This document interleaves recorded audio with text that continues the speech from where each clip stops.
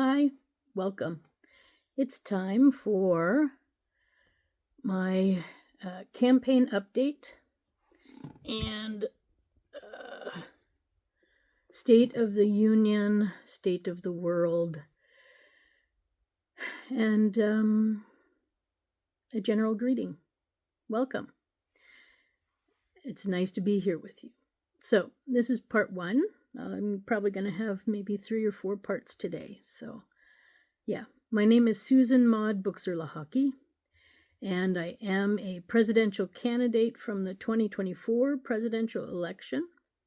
I have not conceded because I have a lawsuit pending with the Supreme Court, and I'm hoping for a favorable ruling on it. So I'm still here, keeping track of everything that's going on. So welcome. It's back to school time, so it's great. Weather, or the temperatures here in West Virginia have cooled down a bit, and there's a back to school feeling in the air. I love this time of year when it starts to get cooler again. And, I used to love to go back to school because the summers were long and hot, and there's not so much going on. I didn't feel like I was really involved a lot. And I had a nice long summer this year, which was good. I needed it. But I think on a yearly basis to have such a long summer, I don't know if that's good. But I always liked to go back to school because, it was a chance to get new information, new knowledge, have new assignments, new creativity. I was in all the art classes, ceramics and studio drawing and advertising and all sorts of things at school, and it was just great. Eventually I got into AP art, and I don't know, I got AP art, advanced placement art credits for various classes I was in at the end. So yeah, that was really cool in high school to get that. But I also liked, being in a new group of people, or maybe new kids came to town and are now in my class. So it was always, just change of scenery, change of things I was doing, and getting back to business. I just loved it. So, that was back to school. And so I know that a lot of you are getting back to school too. And I hope you feel the same about getting back to school that I did. It's important. Liking school is important. And if you don't like school, we need to change that. And that's why, I want to change our educational program. So curriculum and how we do it. And I think, we are not helping children to grow up. We help them to stay children. And that's why I think it's really important to change to a different way of learning, where you learn a trade in your local town and cities. You'll learn skills needed to have a success, even if you decide not to go to too much further education. I mean, in every job trade out there, I want everybody at least every other year to go to at least some sort of higher education, continuing education in your field, or even specialty. You can specialize. And so that way we have the best quality people working on our big issues like roads and laws and libraries and hospitals, and they're up to date on the newest information. So along with doing your trade school and getting a trade by the time you're 17, 18, I then want you to specialize and to keep learning. So life is lifelong learning, so it's important to like it and get good at it. So the reason I say that, I guess what I want to talk about is, I mean, some of you know that I have learning disabilities, and you know, I can't read as fast as other people because I have something called dyslexia, and it affects a lot of different things, also movement and big motor skills and whatnot. So it was always a problem for me to read as a kid. That part I didn't like. I liked math, and I liked art, and I liked science, and all the creative things that we could do. But when it came to English, I mean, I like Shakespeare, but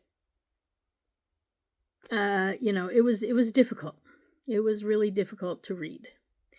And I loved the books that my teacher gave us to read. You know, we had to read 1984, we had to read Fahrenheit 451, and I guess all the ones with numbers in it, right? Animal House, or not, Animal Farm, I think. And Brave New World, I think we had to read. And Player Piano, I think that's what it was called. I don't know. There are a whole bunch of really great forbidden books. We read a lot of the books that were once banned that were then allowed to be read, and that was good. You know, I liked that about the books that I read. They weren't easy for me to read, and it took me, you know, at least 4 times longer than everybody else in the class to read. And then reading aloud was like a nightmare for me because I would look at it and I couldn't see words. So, you know, I just panic-stricken. Thank goodness my teachers realized that, and they would only make me read small sections. But anyway, the real thing is what I now want to say about school and having learning disabilities and going forward anyways, and being a lifelong learner. You know, with the internet, I love it because I can learn, I can read, or I can watch a video and I can learn things, and it's great. But when I was running for president the first time in 2020, I realized a lot of the people who were following me were like single fathers or wannabe fathers.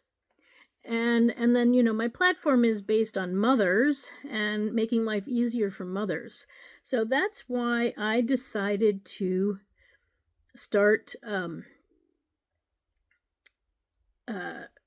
doing children's book reading, because I felt it was a community service that I do, where I read every week. Every weekend I give a reading, roughly.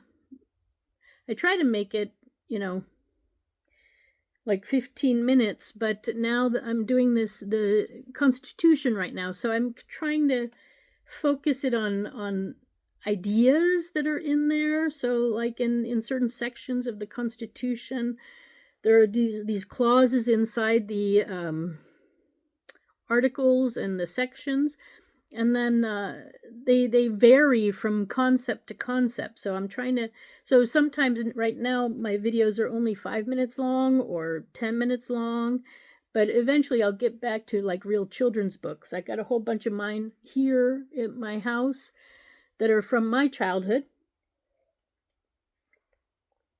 that I want to share with you. And they're ones that I haven't read in like forever. So I'm looking forward to reading those with you or for you. And so it's going to continue. My contribution to society is to give parents a little bit of time off where they can turn on one of my videos and they know it's a safe video. So yeah, that's why I'm doing it. To give parents a little bit of time, also to give kids some good information, and to let parents and children have that conversation about people with learning disabilities. Because I make mistakes when I read. And sometimes, they're quite obvious, and other times you have no idea I've made a mistake. And so, but the opportunity there is there. And then also kids will see that, hey, even though she has dyslexia, she can read aloud. And if she makes a mistake, she goes back and corrects it.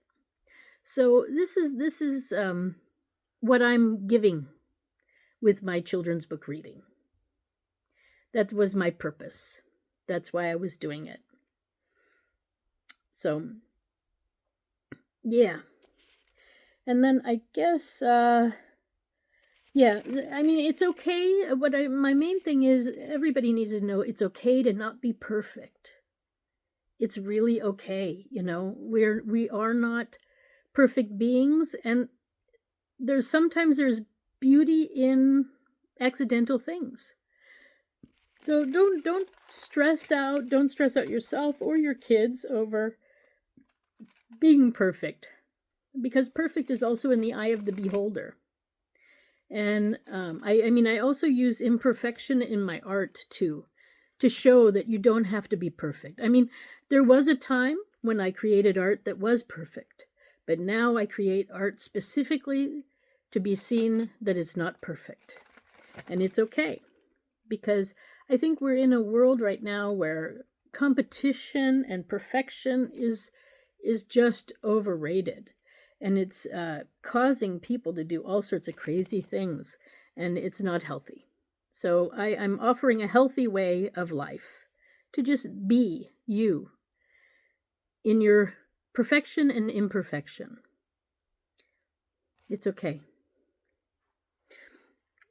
So,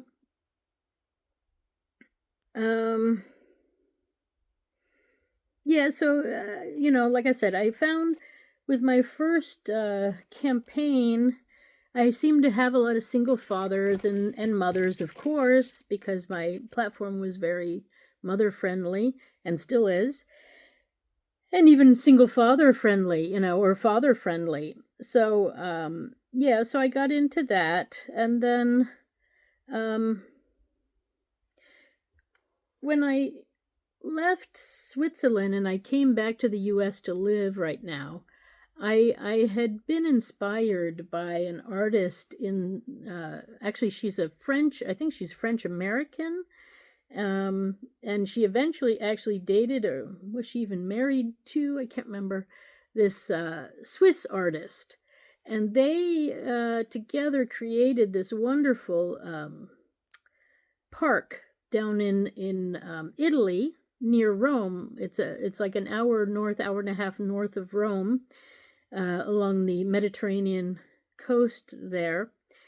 And the name of the artist is Niki de Simfal. And she got her inspiration for doing this park. I mean, Italy gave her this piece of land, and then she and this other artist named Tangley, who's the Swiss guy, Jean Tangley, they created this artistic park north of Rome. And I mean, I'm not big on like tarot cards and stuff like that and superstitious things, but anyway, it's based on the tarot cards, and the sculptures are absolutely breathtaking. The walk is amazing. It's worth the drive. Take the drive, go a whole day there, walk the park, have some lunch, and enjoy. It's amazing. It's really amazing. Highly recommended. It's yeah. Then I mean, if you really have time, stay overnight somewhere, and then the park that inspired her to create her park is nearby. It's the Monster Park of Bolomo or something. I always Bolosco. I don't know what the name Bolomo. I don't know. If you look up Monster Park in Italy, You'll find it. And near Rome, you'll find it. Anyway, there so yeah, so Nikki de Saint-Phal is the woman, and Jean Tinguely is the Swiss artist that she made it with.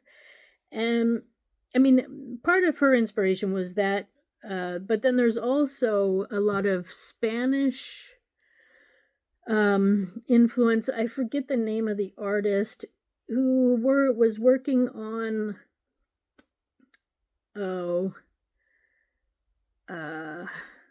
in Barcelona. There's a church,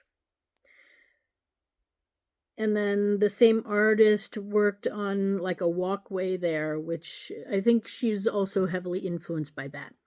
So, and then I'm heavily influenced by all of these artists. So what I wanted to say is that, you know, with the land that I have here in the US, my plan was to build a little garden park with unicorns and dragons.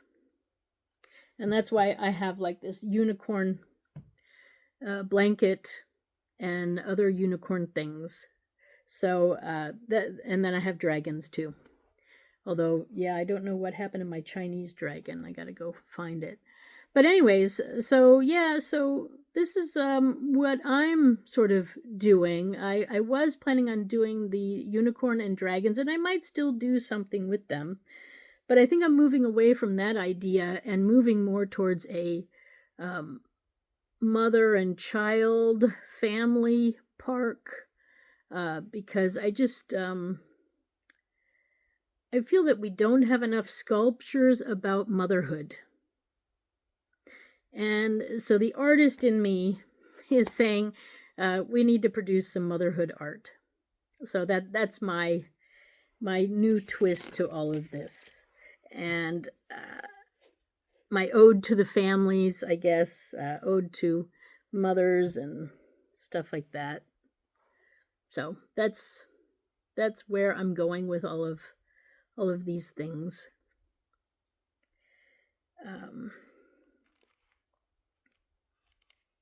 But yeah, so I'm going to stop here, I think, because now you've heard enough about me and where I'm coming from and why I'm doing what I'm doing. And then I have some ideas for us about different things that we should be doing as a nation for our people, for healing, for nurturing, and for moving forward. So anyway, thank you, and I'll see you in the next video. This is the end of part 1. Bye.